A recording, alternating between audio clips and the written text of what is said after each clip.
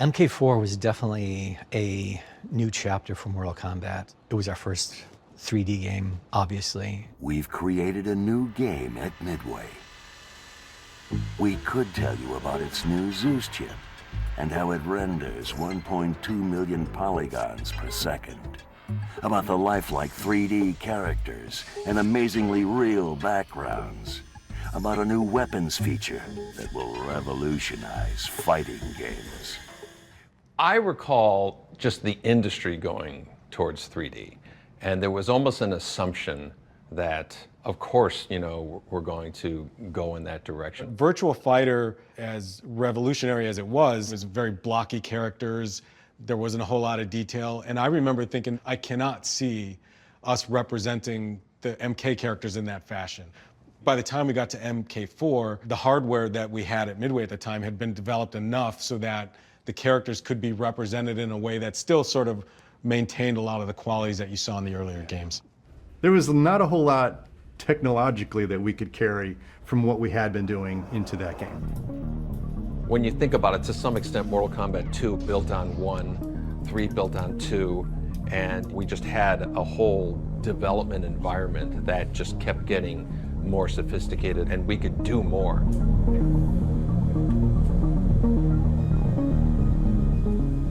Mortal Kombat 4 was like reset again.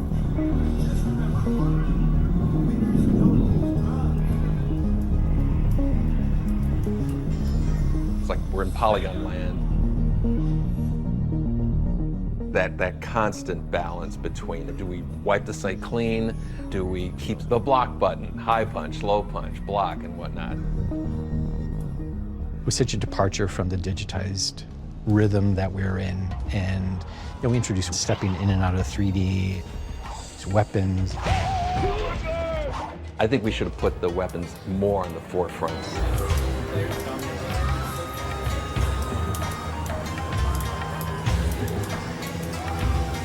I think between Mortal Kombat 3 and Mortal Kombat 4, the novelty of hiding moves in the game was starting to wane a bit. I don't think we quite identified it. So we put down away high punch is pull out your weapon. In retrospect, we should have just put a button on there and you pull out your weapon.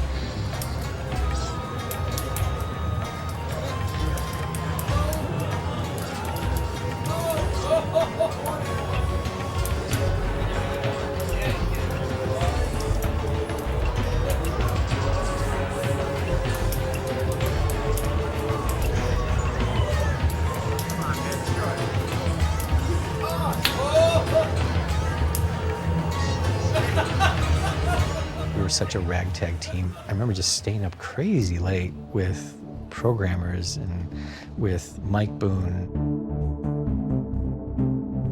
Game had started getting a little bigger, and they felt like they were understaffed. And eventually they just asked if I wanted to come over and join the team full time. I moved into animation to figure out how to do motion capture, along with Steve Buran. That was the very, very early days of mocap.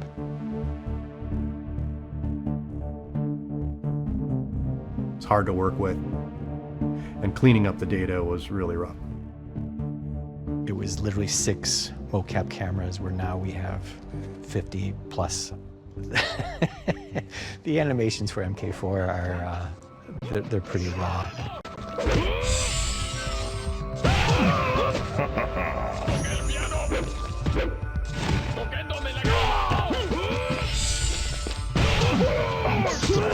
Things like stage fatalities,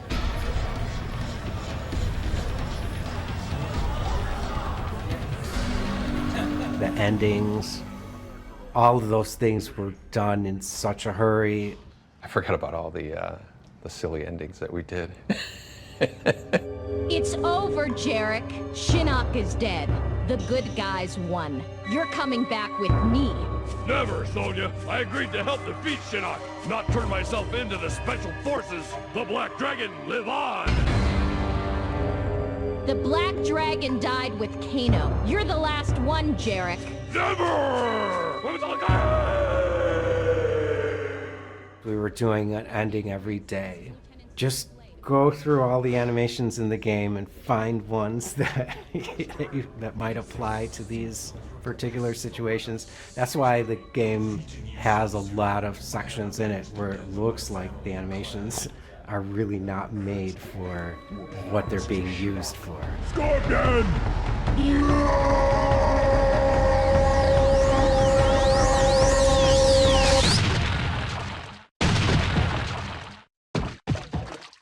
You know, like we didn't hire professional actors. It was just, you know, us. Big mistake, yeah. Dan was scrambling, you know, of course, the schedule is tight. Oh, yeah, everything. We got to figure out how to make this game. And we got all this stuff to do. Come in, Major Briggs. This is Lieutenant Sonia Blade. What? I remember when he came to me and asked me to do a couple voices. I'm like, I don't do that. You know, I'm not very good at that. He had me come into the studio. Liu Kang, you could. Did I do Liu Kang? Yeah. I don't even remember who I did. Started like the war is over, and then you're in the sun. The war is over. I've once again defended my title as champion of Mortal Kombat and defended the realm of Earth, but I have failed to save the realm of Edenia. Kitana? Yes, Liu Kang. It is I. But I thought you were gonna lick— With Shinnok's destruction, you have not only saved the Earth, but you've also saved my own realm. For that, I can never repay you. Knowing that you survived is all that I need. I don't remember what I did, but I should not have been doing it. That's all I know. In hindsight, when I look at it, given what NetherRealm was doing today, if you think about the earliest cinematics that were done, those were them. When you look at kind of where it is today compared to where it started, it's a pretty long journey there. But I think that was the sort of humble beginnings, I guess. I'm sorry, Jax. Please, don't drop me. Wait, I promise. Too late, Jarek. You can't drop me. You have to uphold the law. You have to arrest me. Wait, this is brutality. You can't do it. Wrong, Jarek. This is not a brutality. This is a fatality. Why I still love making games is that the technology is always changing, so you always have to stay on top of it. And I think MK4 was the first big taste of that.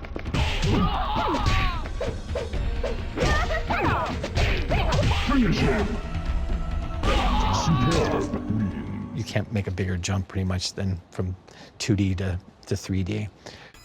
Mortal Kombat 4 is about change.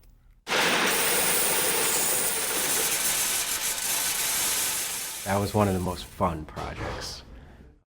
We decided to change everything. We decided to change the presentation of the graphics, the gameplay, add completely new elements to it all. Mortal Kombat 4 is the first 3D Mortal Kombat.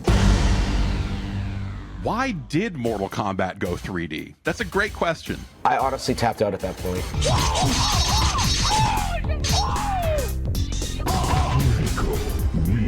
I was not a fan of 3D fighters. I looked at 4 and I wasn't really vibing with it.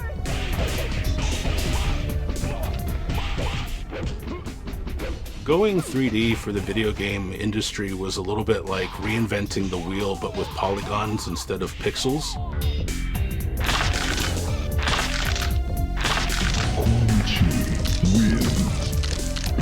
When Mortal Kombat 4 came out, I was absolutely taken aback that it was 3D. You know, the transition to go from 2D to 3D is always tricky. When it came out, I was insulted that there were no longer the photographed actors. Like, this isn't Mortal Kombat anymore. My biggest problem is whenever Mortal Kombat changed, I made the decision as the arbiter of Mortal Kombat that it was no longer Mortal Kombat. Midway put out War Gods, which was kind of their first attempt at making a 3D fighting game.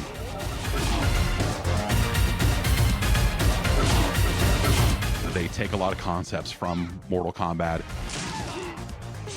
They had a 3D button instead of the run button, but it never felt quite comfortable. And so I was like, I really hope they don't copy this. I'm kind of glad they didn't do that. Instead, they added like the sidestep ability. More of like a quick tap and you can dash into the foreground.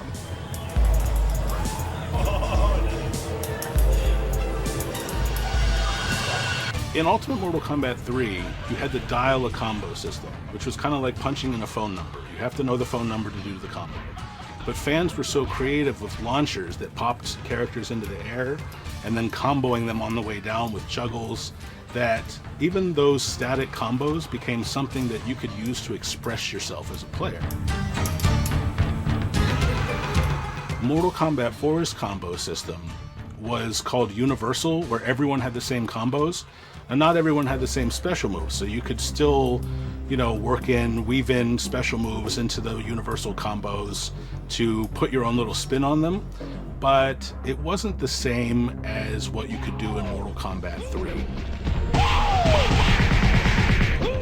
Mortal Kombat 4, I think, was one of the games that made the jump to 3D rather easily compared to a lot of other franchises. It felt like it was not doing things as well as other 3D fighters in that space. It was just so different. I couldn't get into it the same way.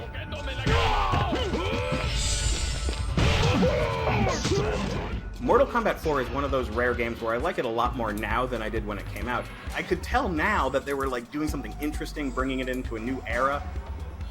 Mortal Kombat 4 is kind of that bridge game to what is coming next, right? It's their kind of first attempt at 3D. And so I think it makes sense nowadays when we look back on it to go like, well, Mortal Kombat 1, 2, and 3 are such amazing video games. Like, what do you do after that? Like, yeah, you have to strip it all down and rebuild it from scratch, or else you're just making the same thing over and over again forever, and no one wants that after a certain point. As far as I was concerned, I loved Mortal Kombat 4. Between the universal combo systems,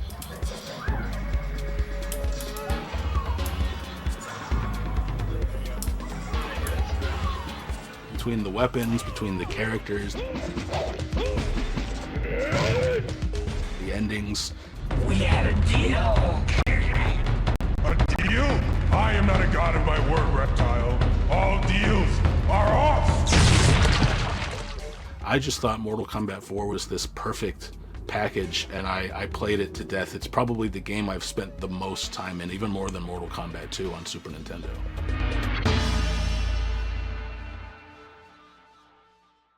Towards my later years of Midway, what I became conscious of was that there is business outside of Chicago. I thought of what other opportunities are there beyond my immediate work at Midway. Mortal Kombat, it got really big. We created it, but we didn't own it. He wanted to do something that he owned, I think. We had been approached a handful of times by other folks with offers to move on.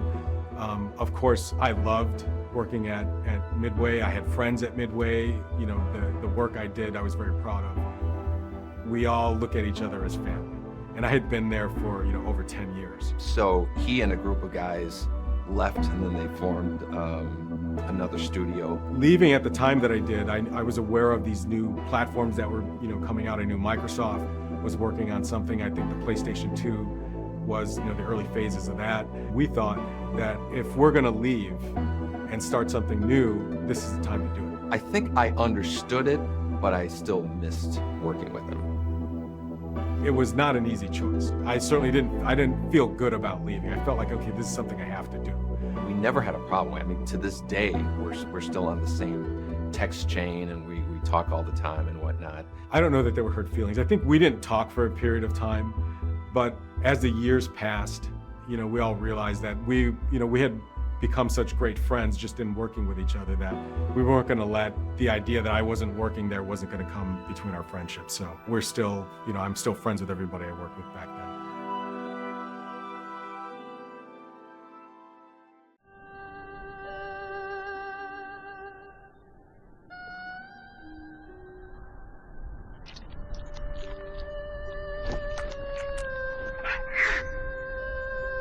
The NetherRealm era of Mortal Kombat, the kind of revamp of the franchise, a reboot, it is all still very much unapologetically Mortal Kombat.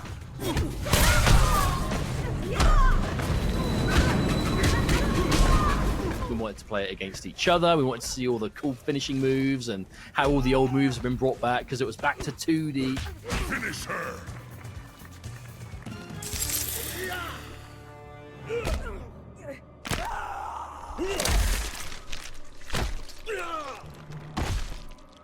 Something that NetherRealm has always been really excellent at is innovating on their own formula and looking to push the boundaries of what they did in the previous games to say, we want to keep going and make this bigger and bigger, bring more people into the fandom. And Mortal Kombat 9, I think, was a really pivotal moment for that. Your amulet. It is nothing, Liu Kang. The tournament begins. I focus mainly on the creative, the overall direction that we're going to do. What's the new features we're going to add to this, the direction of the story and whatnot. I just want to expose his hand more, but it takes a huge team. It's a completely different animal. I haven't written code in 20 years or something like that, so. I think it's a combination of things that keep Mortal Kombat interesting. First, it's NetherRealm's commitment to always innovating their gameplay mechanics. How are they continuing to one-up themselves? Like, where do these ideas keep coming from? You have itches that you want to scratch. We wanted to do like this adventure thing. We've added the crypt.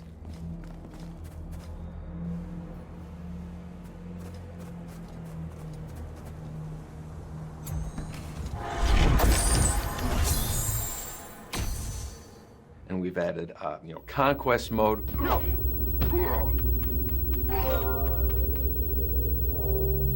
I am Shujinko. Pardon my intrusion, but you do not look like a demon of the Netherrealm. I am Ashra. I was once like the others, before I found the means to purge myself of the evil taint that permeates all who reside here. I believe that's played a huge role as far as the longevity of Mortal Kombat. Players not knowing, well, what's the next game going to happen? What do you say we settle this man to man? Best 2 out of 3? Fair enough. We must be careful. Madame Bo will kick us out if we break something. Oh, this won't last long enough for that to happen. You will be down in no time. Fight! We're always trying to add something new. I think it's evolved dramatically over the years, and players are sticking with us. A big part of what motivates myself and our team is just the continuing support that players have so many years later. And it didn't really dawn on me that it's not the same group of players. Some people joined in around Deadly Alliance, some people joined during MK9 or something. So there's a novelty to a number of people who've only seen 3 Mortal Kombats as opposed to the 12 that we've done.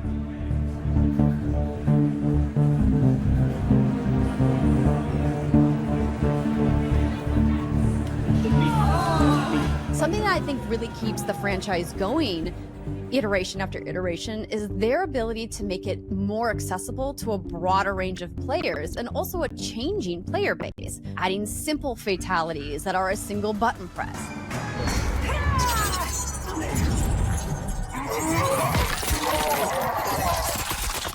Adding combos that are easy to fire off.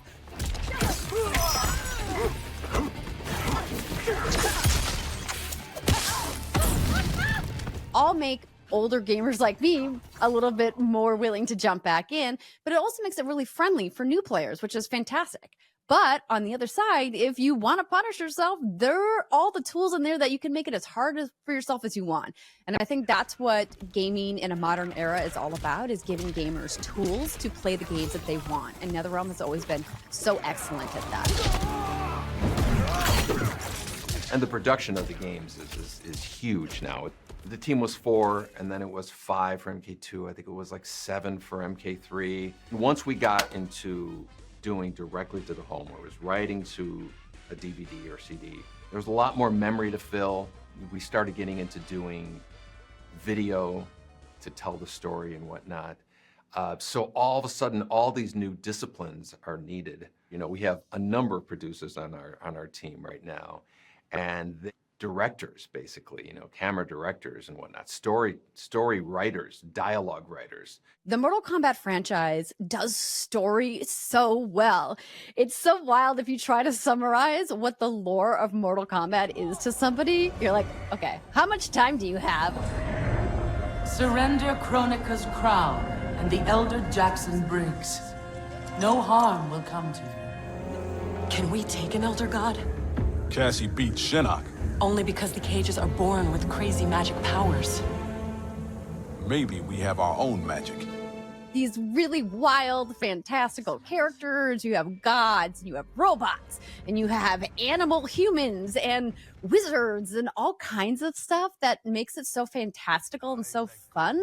And the way that they've incorporated the lore and narrative into their story modes and campaigns in the games has been just phenomenal. They've made the campaign, for me, a go-to playable moment in every Mortal Kombat that comes out, and most fighting games can't say that.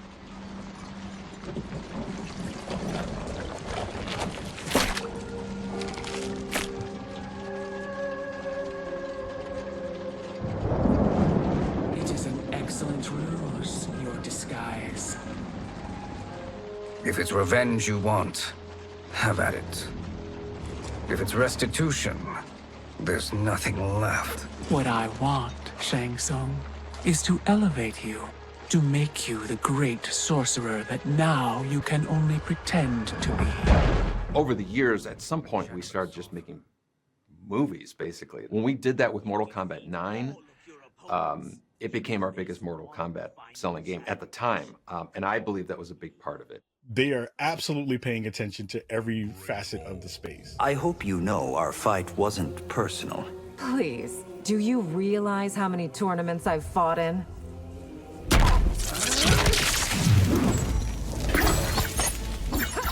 If you were to say, you know, which series and which IP and which kind of game has continued to figure out interesting ways to reimagine itself, MK has been doing that for such a long time. I don't know how many franchises have their last games are the highest selling ones, which is like, you know, how does that happen? You know, usually there's a tail off and then eventually they finish. Our last few games have been our highest selling ones, so I don't know what, I don't know. We're doing something right.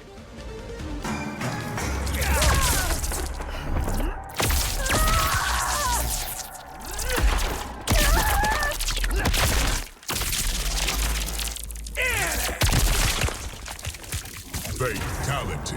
Raiden wins.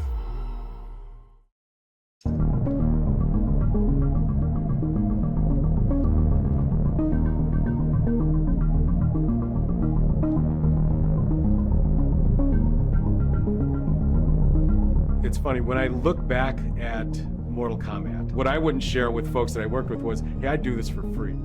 4 people can make an entire game. Ed Boon and John Tobias were young, they were hungry. It's a bit of the Wild West. There wasn't rules. They were working on projects at Midway that they found exciting, but when you're a creative person, eventually you're going to want to branch out and do your own thing. John and I were talking about a game called Street Fighter. We were really kind of fixated on the idea of doing a photorealistic Van Damme fighting game. Well, the visuals were incredible. So it's digitized, it's real people. That's great. You're seeing those 2 big characters on the screen. I was just like, this is the coolest thing ever. After that game came out, graphics just kept taking leaps and leaps on top of each other. There was so much to explore, and you had no idea of what you were still missing.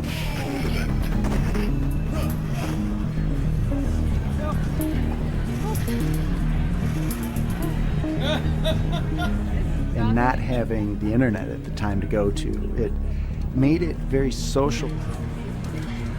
When I first got a chance to see a fatality for the first time, I lost my mind. I didn't know that was allowed in a video game. It was really the first mainstream hyper-violent game. The way the local news would cover it was, can you imagine if Pac-Man could kill? When a player wins, the so-called death sequence begins. The game narrator instructs the player to finish his opponent. Certainly, the game being ported to the home kind of changed things a little bit. That was a shocker to the moms and dads of suburbia. The very idea that like Mortal Kombat was going to destroy society or the fabric of our youth was always ridiculous. If it was just like, hey, it's a cool fighting game and you can chop off heads, like we wouldn't be sitting here talking about it. These games would just start showing up at arcades copying Mortal Kombat. Bloodstorm, Time Killers, Tattoo Assassins. These games played terribly. It was more than blood, more than guts, more than even a fighting game.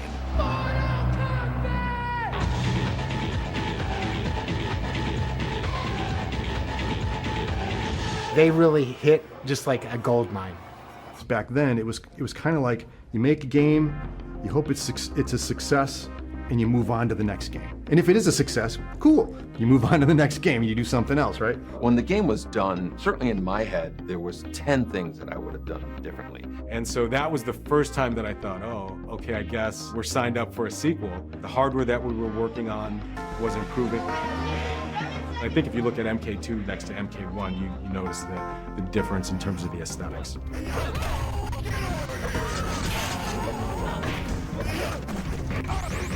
Mortal Kombat 2 built on 1, 3 built on 2. The run button, oh my God. Oh my God.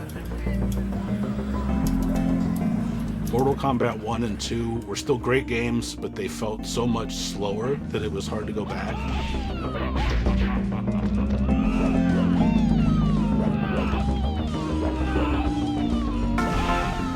They play so differently, but the fact that they're so different is what's cool. Mortal Kombat 4 was like reset again.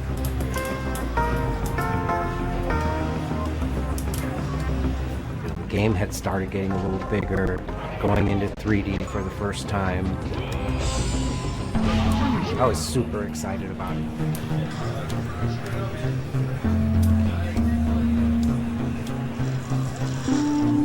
Mortal Kombat going 3D, I think, it makes sense when you look at where technology was going at the time. People forget how tough the transition was to go from 2D to 3D for so many teams. The team was 4, and then it was 5 for MK2. I think it was like 7 for MK3, 15 for MK4, and each game just grew. And once we got into doing directly to the home, or it was writing to a DVD or CD, it takes a huge team. Like they experimented and did all this different stuff with Mortal Kombat. We're trying to up the game, like we're trying to come up with something that, progresses the game. This was over the course of, 20, 25 years. I think back to a conversation I had with an uncle of mine. He asked me, what do you want to do when you grow up? And I said, hey, I want to draw Spider-Man. And he said, well, somebody's already drawn Spider-Man. You got to make up your own thing. And I remember thinking to myself, yeah, I guess I got to make up my own thing. And Mortal Kombat was that thing. I mean, I think that it's, I don't know that I'll ever create something that resonates the way that Mortal Kombat did. That's kind of a once-in-a-lifetime thing. Ed, John Tobias, and, a handful of other guys just did a great job. That's it. Mortal Kombat is actually the best-selling fighting game franchise in the world. It's always been my favorite fighting game. When Mortal Kombat came out, it was like, oh, this is the pinnacle of gaming. It changed the way the marketing happened. It changed the ways that people thought about violence. It caused the industry to grow on so many levels. It brought in the shock, awe, and humor that I think has represented the pure definition of video game entertainment.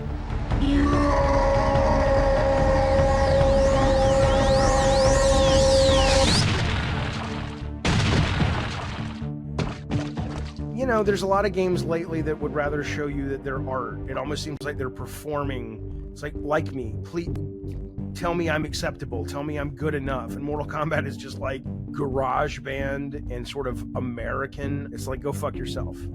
That's what I love about it. And I have to assume there's lots of us that love that. You have players who are really wrapped up in the lore and the story and all of that in a way that like most other fighting games never really delved into. Are you sure you're a grandmaster?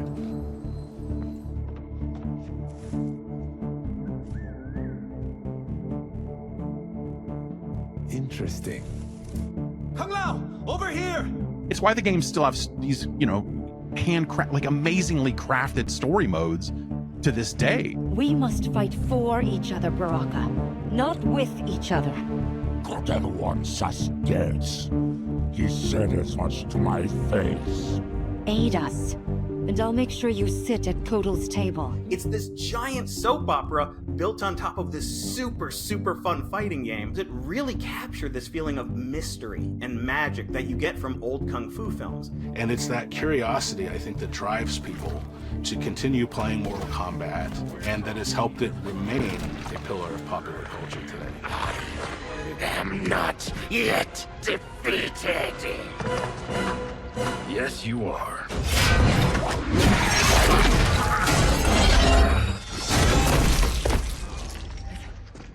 Temple of Kataravala, take 39, Tailslade. That's a wrap. They're making the fourth movie now, right? Like how many video game franchises have 4 movies made out of them? And I really don't think about it, because I think about it as just a game, but no, it brings people together. And it's created such a mass community. Their fan base is one of the most loyal fan bases that I've ever seen in all of gaming. It will always be the game that I think was my first love and continues to be that. I'm an MK fan for life. I would hope that, 100 years from now, people are still talking about Mortal Kombat and, Finish Him is still a thing. There's such a fervent base of fans for it. So if they don't get sick of it, we're gonna still make it. I think if that could be the legacy of Mortal Kombat, that it's just this evergreen thing that will always be with us, I think I'd be very happy. And whether it's spin-offs or reboots or, continuing the story, I'd love it if Mortal Kombat became a forever franchise like DC or Marvel or Star Wars, long after we're done working on our games, if it was something that everybody, still wanted.